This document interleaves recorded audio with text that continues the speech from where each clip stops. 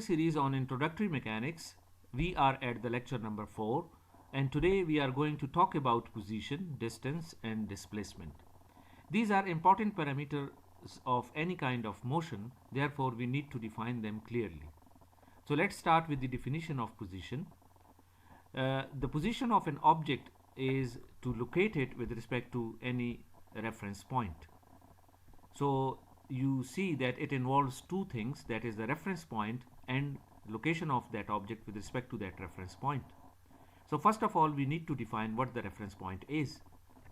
For this we go into a simple case of one dimension. This can be extended to 2 or 3 dimensions or even more, but for the simplicity here we have taken only one dimension. So we choose a horizontal line over here. We can do that on a vertical line as well. But again, for simplicity, we have chosen this horizontal line. And in this horizontal line, we select a point.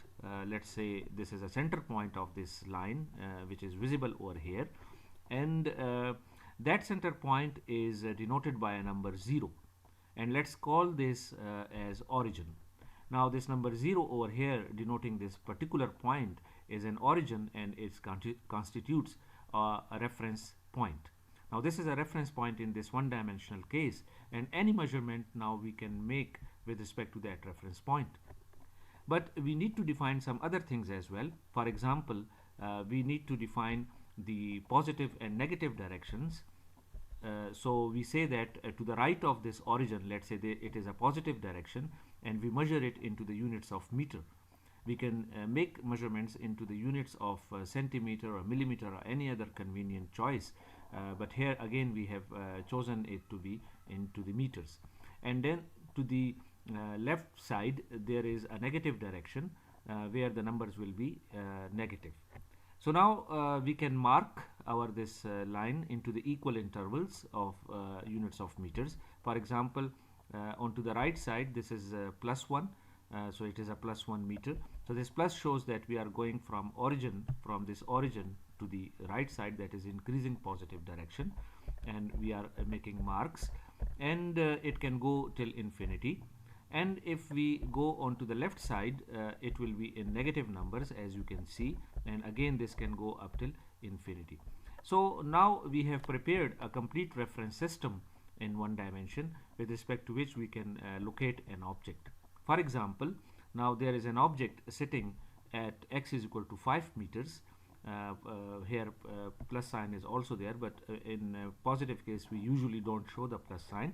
So this x is equal to 5 meters is located over here, as you can see. So this is an object located at this point, and this point x is equal to 5 meters is from the origin onto the positive direction to the right, and it is 5 meters. So you see now we have all the machinery and means to define our position.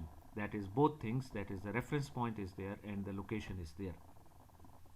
Let's say there is another object which is at x is equal to -3 meters. Now we know that what x is equal to -3 meter is from this reference point, and you see that this green object is now at x is equal to -3 meter from this origin.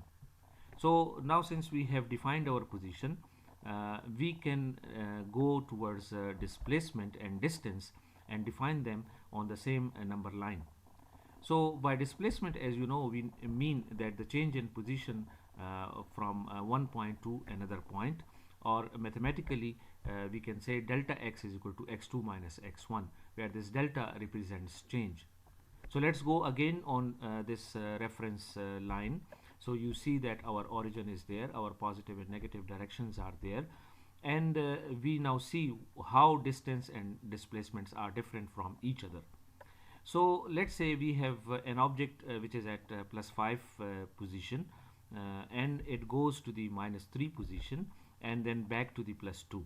So it goes from +5 to the -3 and then to the +2. So what would be the distance and displacement in this example? So distance would be 13 meters, as it moved from +5 to -3, 8 meters, and then -3 to 2 meter to 2, that is 5. So total it moved 13 meters. But the displacement is different, because displacement is defined as the change from final position to the initial position.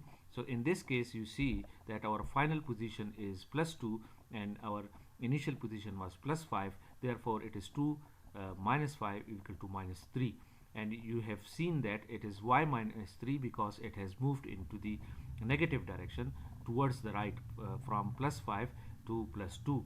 Therefore you see that negative sign over here.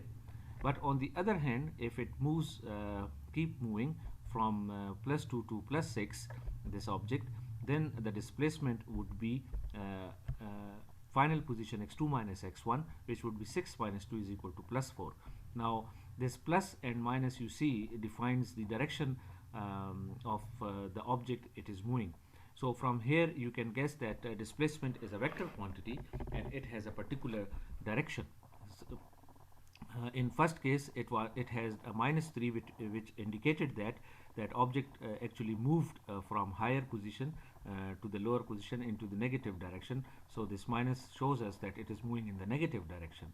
On the other hand, in this second example, it had moved from +2 to +6 into the right or the positive direction. Therefore it is a vector quantity. Or on the other hand, the distance is not a vector quantity because the object moved in first example from +5 to -3 and -3 to +2, but we don't keep the record of its direction, and we just keep that how much meters it has moved. So you see that distance is a scalar quantity. On the other hand, displacement is a vector quantity.